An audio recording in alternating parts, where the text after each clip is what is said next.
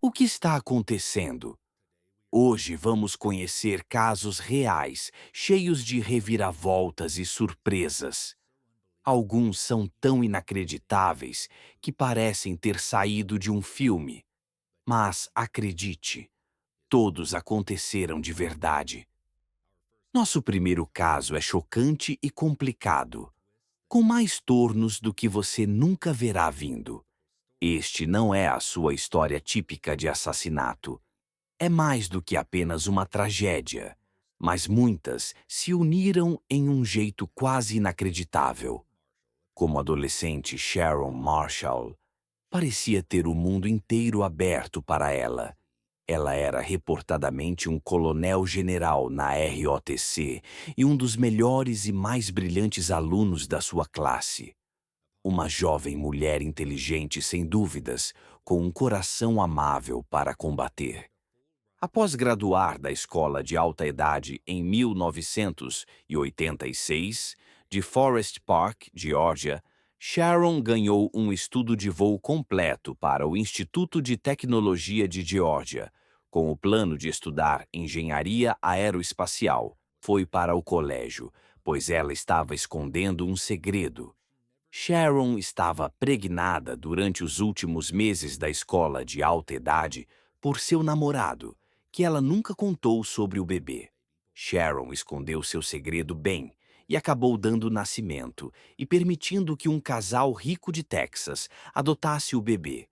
No entanto, a pregnância havia arruinado seus planos de vida e, em um ponto, ela aparentemente até tentou, sem sucesso, fugir com seu namorado, Franklin Delano Floyd. Apesar de ter se mudado com o Frank, Sharon começou a se envolver com um outro homem e ela estava pronto para se casar de novo. De novo, ela nunca contou ao pai do bebê sobre a pregnância, com o Frank. Sharon deu nascimento ao filho de Michael Gregory Marshall em 1988. Frank e Sharon tinham uma relação complicada. Não era muito claro se era romântico ou não, mas os dois moravam juntos e ambos provediam para o filho de Sharon, Michael. Frank trabalhava como pintor, mas ele sofreu com um grave acidente. Por causa disso, Sharon se tornou uma dançadora exótica para dançar para eles. Começaram a depender de contratos de bem-estar para sobreviver. Os seus trabalhadores achavam Sharon como amável e amigável, mas ela era especialmente próxima a um trabalhador de 18 anos, chamado Cheryl Camesso. Apesar da amizade entre as mulheres, Frank e Cheryl foram conhecidos por terem desacordes frequentes.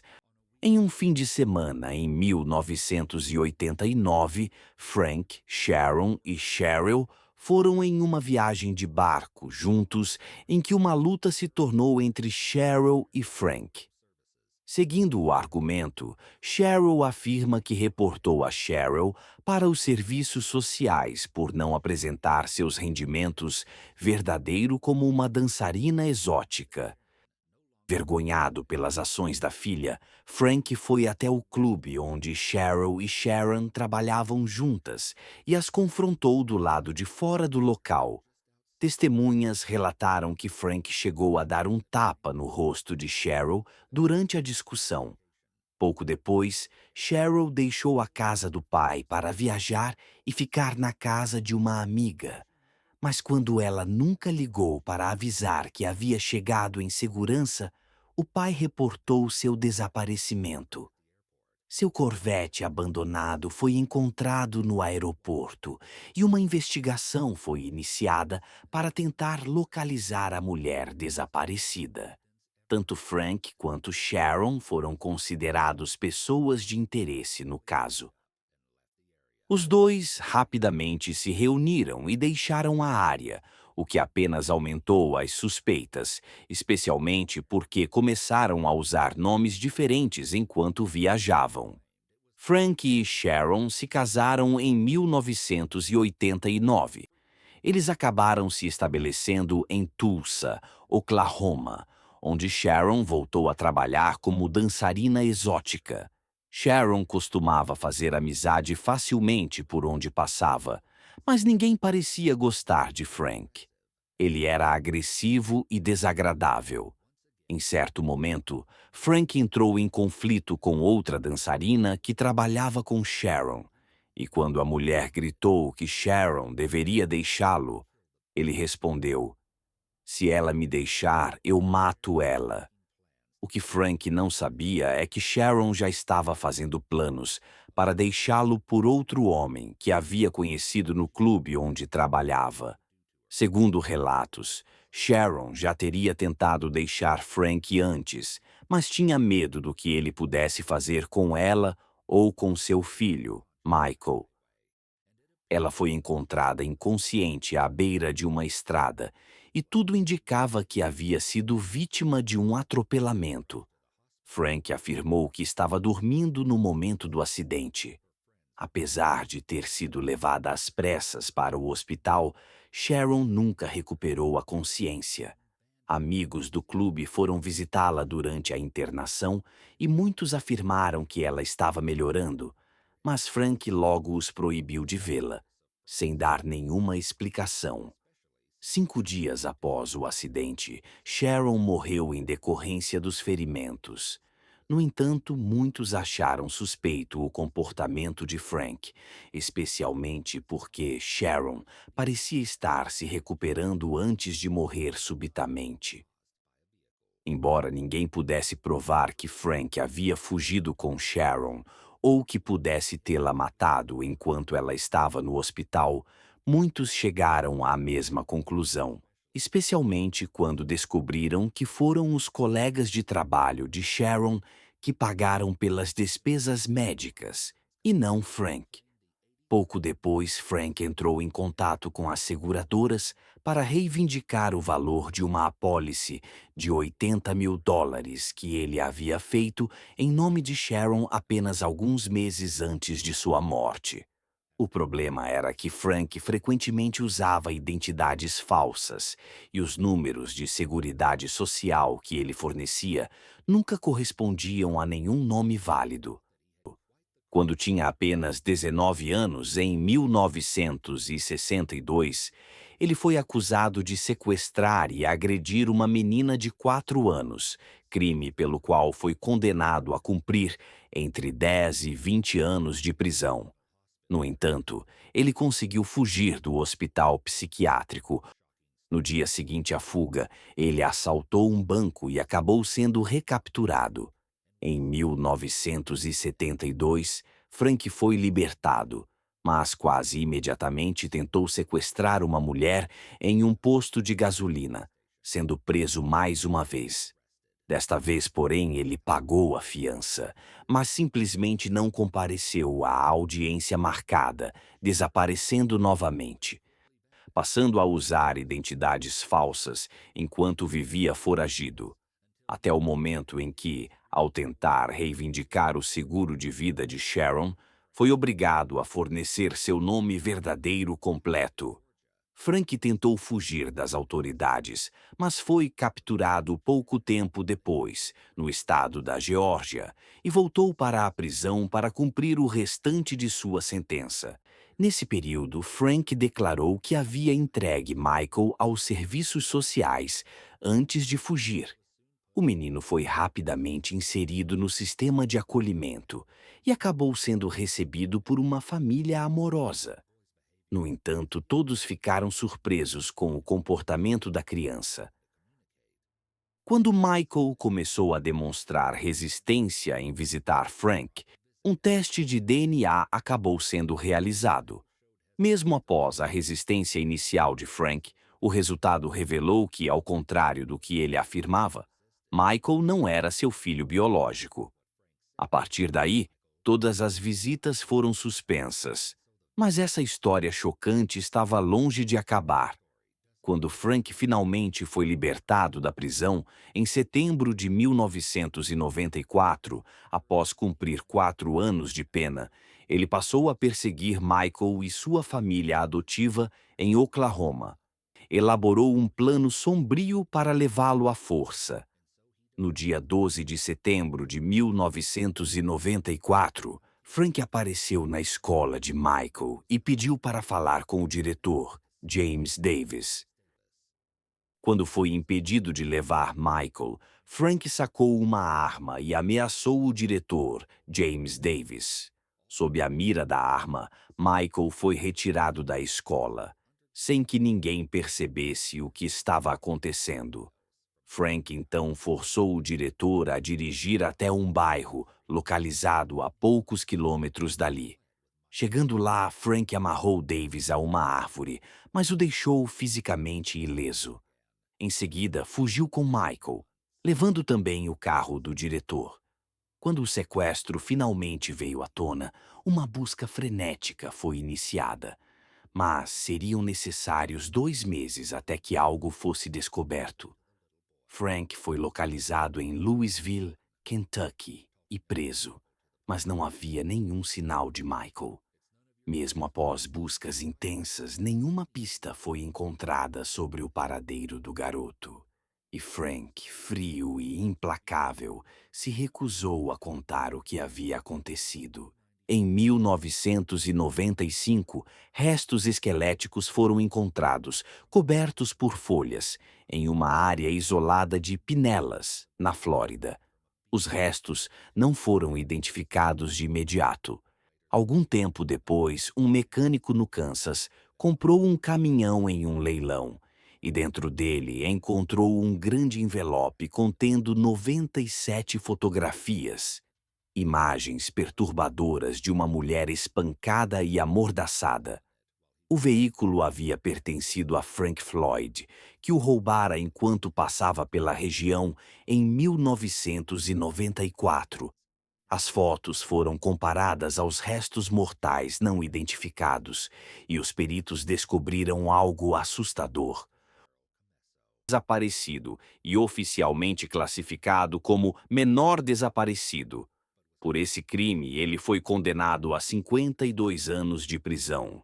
Mais tarde, Frank também foi julgado pelo assassinato de Cheryl Camesso, sendo considerado culpado e sentenciado à pena de morte. Mas as fotografias encontradas no caminhão revelaram algo ainda mais perturbador, trazendo um novo e terrível desdobramento para o caso. Entre as imagens, os investigadores descobriram outra sequência de fotos, mostrando Frank abusando de uma jovem. É aqui que o caso toma uma reviravolta alarmante. Não foi até 2014 que a verdadeira identidade de Cheryl foi finalmente descoberta. Mas, para entender toda a verdade, Frank se casou em meados da década de 1970 com uma mulher chamada Sandy Chipman. Naquela época, ele usava o nome falso Brandon Williams, e Sandy não fazia ideia de quem ele realmente era. O casamento esteve longe de ser romântico.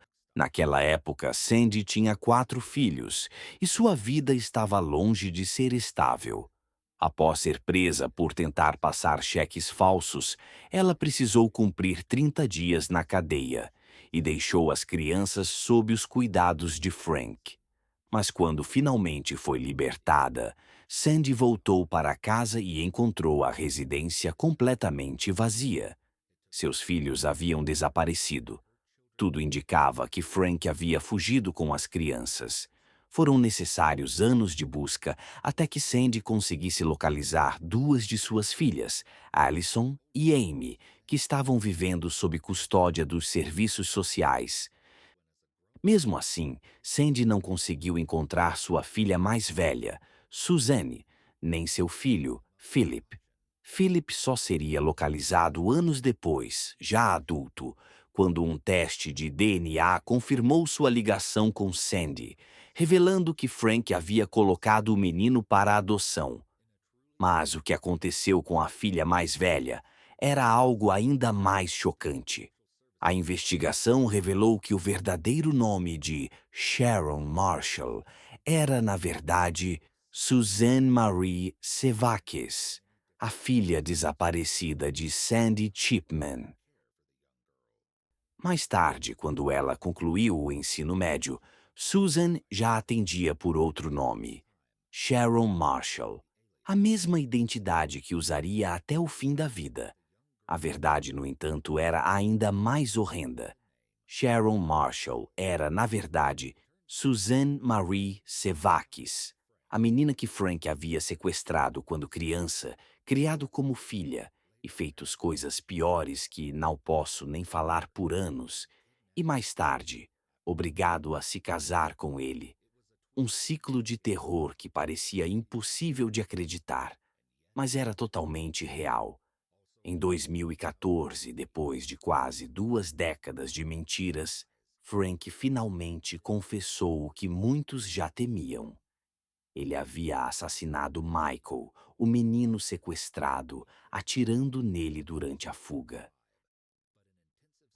Frank Delano Floyd jamais foi formalmente acusado pelo assassinato de Sharon Marshall, embora o consenso geral entre investigadores e o público seja de que ele também foi responsável por sua morte. Até hoje, Frank se recusa a falar sobre o que realmente aconteceu com Sharon. Ele continua no corredor da morte, cumprindo pena pelo assassinato de Cheryl Camesso. Nosso próximo caso é igualmente chocante. No dia 24 de agosto de 1980, nasceu Grégory Villemin, filho de Jean-Marie e Christine Villemin. A família vivia em Léponge-sur-Vologne, no leste da França. O casal havia se mudado para uma nova casa pouco antes do nascimento do filho, um menino alegre e adorado por todos. À primeira vista, os Villemin pareciam ser a imagem perfeita de uma família. Mas então as coisas tomaram um rumo assustador. A família Villemin começou a receber cartas anônimas e telefonemas ameaçadores, prometendo vingança contra Jean-Marie. Por mais de 4 anos, as ameaças continuaram e se ampliaram, atingindo também os pais de Jean-Marie. Então, em 16 de outubro de 1984, enquanto brincava no jardim, o pequeno Gregory, de 4 anos, desapareceu. Christine percebeu rapidamente que o filho não estava mais no quintal e chamou a polícia. Enquanto as buscas começavam, Christine correu pelo vilarejo em pânico. Não havia nenhum rastro do menino. Durante a procura, o tio de Gregory recebeu uma ligação anônima. Eu peguei o garoto. Eu o dei no rio Vologne. Tenho minha vingança. No dia seguinte, antes que pudessem investigar a fundo, Jean-Marie encontrou uma carta aparentemente postada na mesma época em que Gregory foi levado. A mensagem dizia: Espero que vocês morram de tristeza. Seu dinheiro não trará o filho de volta. Esta é a minha vingança. O corpo de Gregory foi encontrado mais tarde naquele dia, próximo a Docelle, no rio Vologne, a apenas 7 quilômetros de sua casa. Sua família ficou absolutamente devastada.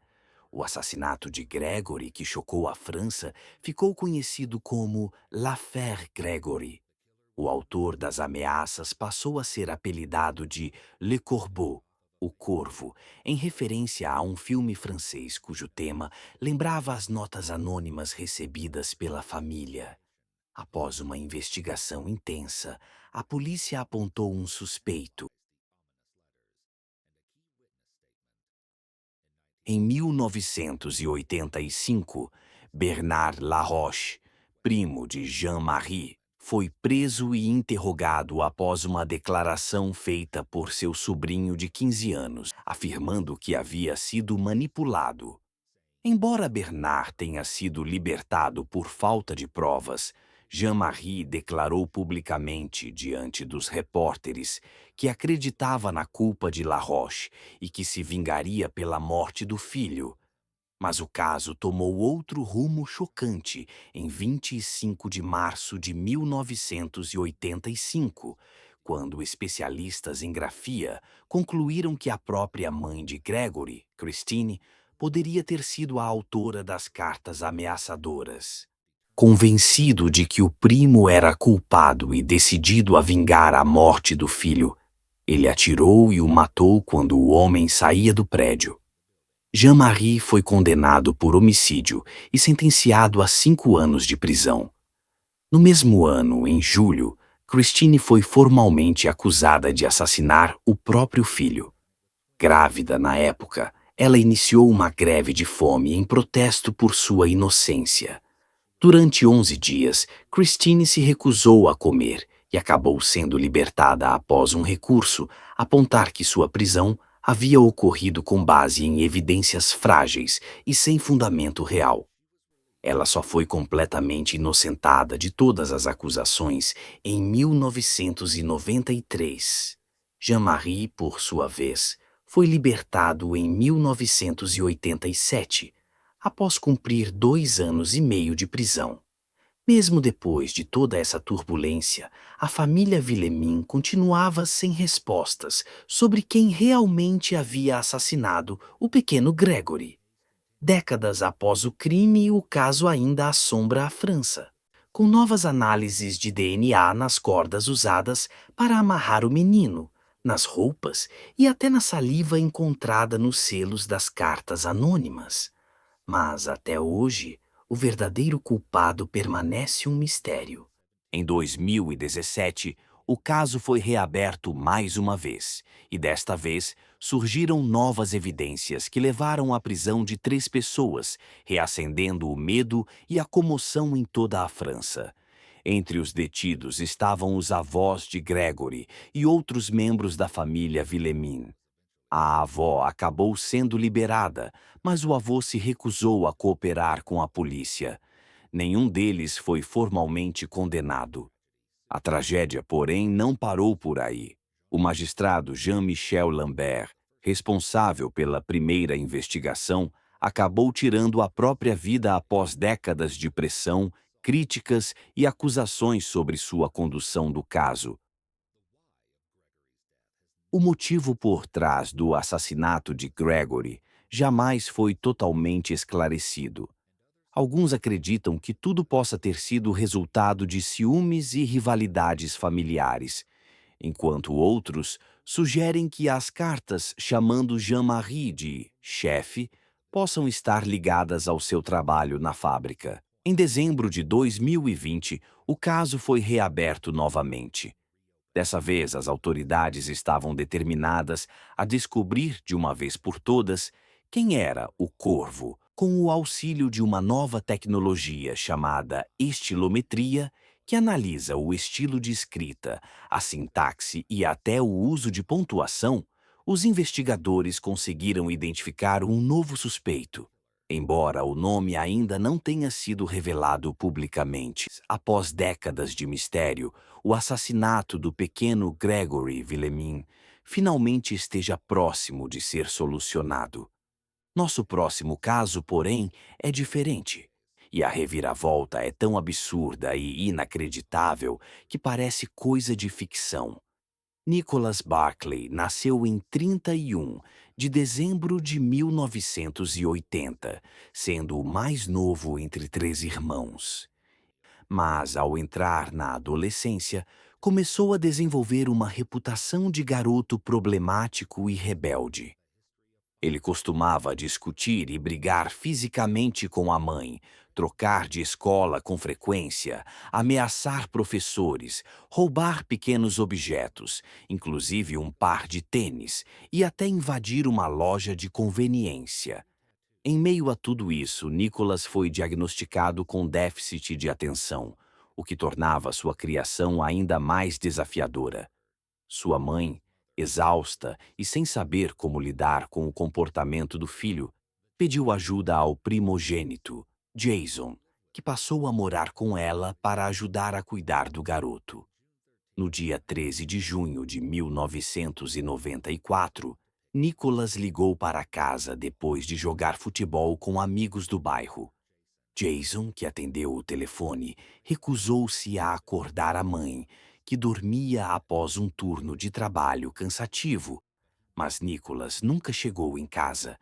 Com o histórico problemático do garoto, a polícia e até familiares inicialmente acreditaram que ele havia fugido de casa, algo que para muitos parecia completamente plausível.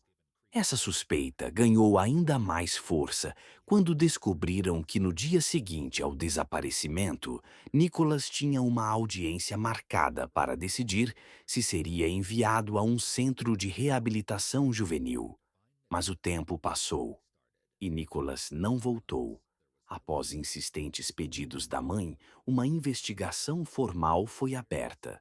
Quando Jason ligou para a polícia, afirmando ter ouvido o som do irmão tentando entrar na garagem da casa. Os agentes chegaram rapidamente ao local, mas não encontraram qualquer evidência de invasão e nem rastro de Nicholas.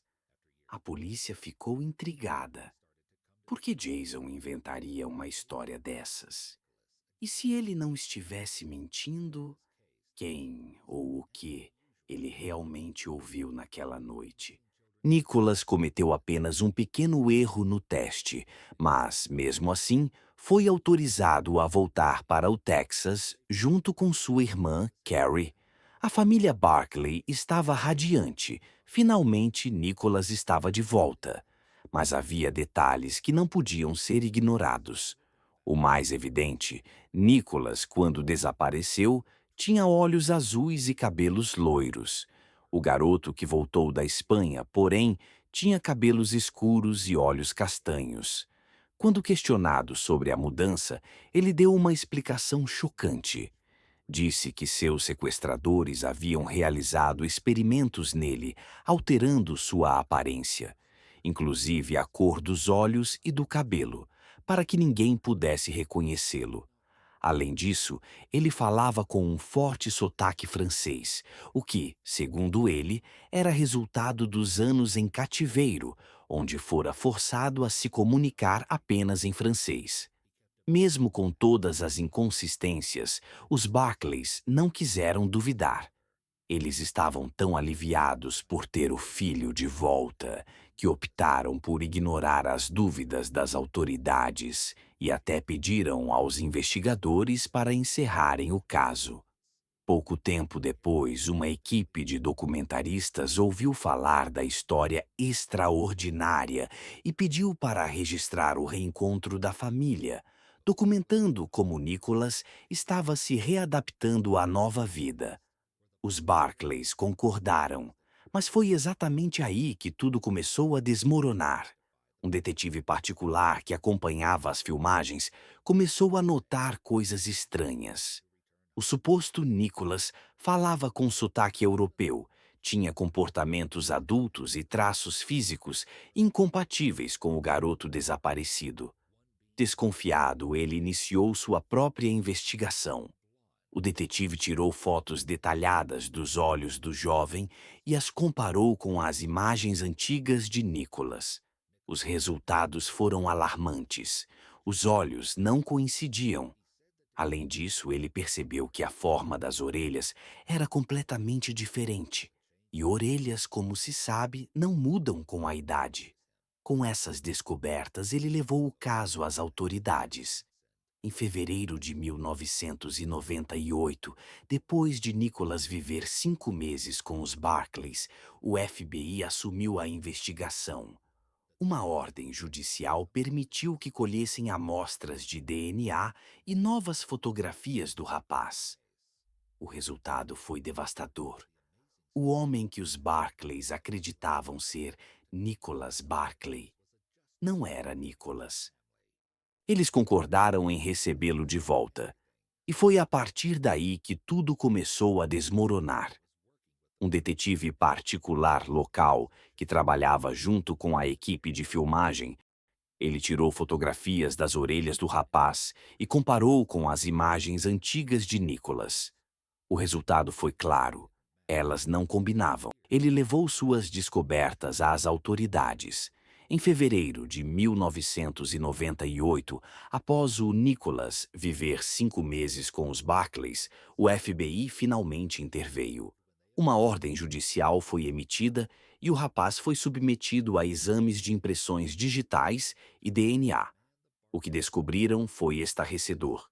O jovem que os Barclays acreditavam ser seu filho desaparecido não era Nicholas Barclay. Na verdade, tratava-se de Frédéric Pierre Bourdin, um francês de 23 anos, conhecido internacionalmente como o Camaleão. Os Barclays se recusaram a acreditar. Nem mesmo quando Frederick admitiu no tribunal ser um impostor e se declarou culpado por fraude e perjúrio, a família cedeu. Ele foi sentenciado a 6 anos de prisão. Mas, com a prisão de Frederick, surgiram novas perguntas. Onde estava o verdadeiro Nicholas?